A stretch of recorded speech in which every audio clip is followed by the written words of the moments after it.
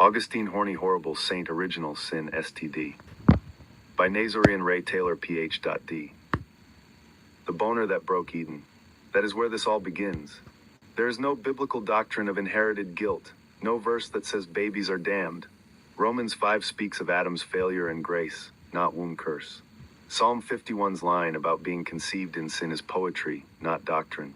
The idea that sin passes like a venereal disease through generations was born in one man's shame, not in Scripture. Augustine of Hippo was a sex addict turned saint. His own lust became the blueprint for Western theology. The doctrine of original sin is not divine revelation. It is a horny hangover. The young Augustine bragged about his sexual escapades in Carthage. He kept a mistress for 15 years, fathered a child, and then dumped them both when ambition called. When he converted in 386 CE, his guilt metastasized into theology. He hated his own body and projected that disgust onto humanity. In Confessions, he spills every secret like a therapy session for eternity. In Against the Pelagians 3 decades later, he rewrites the human condition itself. He declares that everyone is born guilty, stained by Adam's lust, and that even a newborn child deserves damnation. It is not revelation, it is projection. This became church law. Augustine claimed that concupiscence, sexual desire itself, is the vehicle of sin. That means every act of reproduction transmits guilt. The womb becomes a crime scene. Baptism becomes the cure. The infant must be dunked or face hellfire.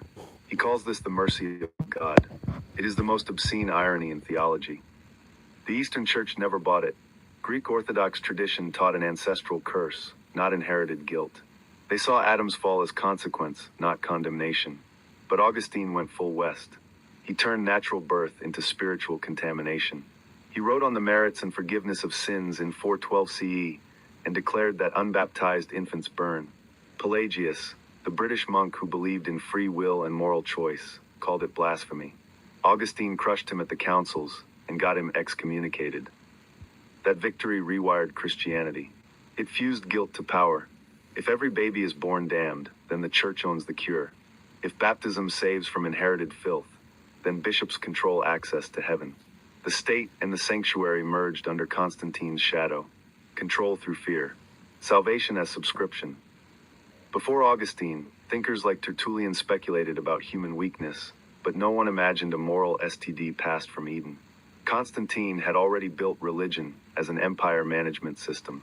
Augustine gave it psychology. He polished it until the guilt sparkled like gold leaf. Now Jesus died not just for sinners, but for newborns.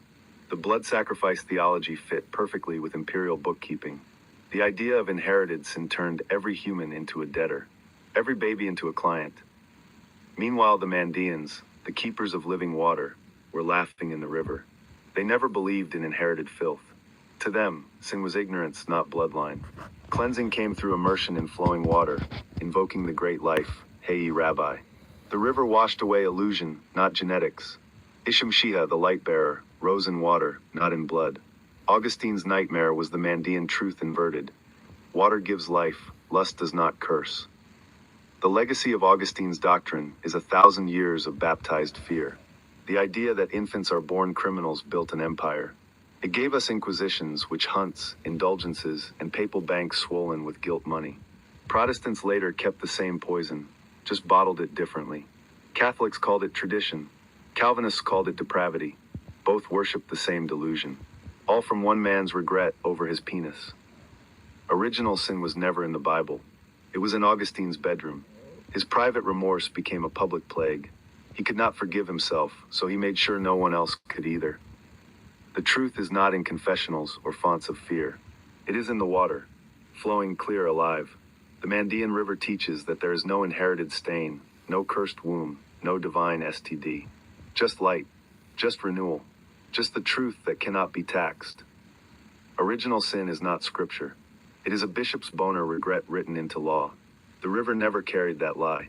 Isham-Shia rose in water, not in guilt. The only thing that needs dunking is the doctrine itself. Veritas lux me.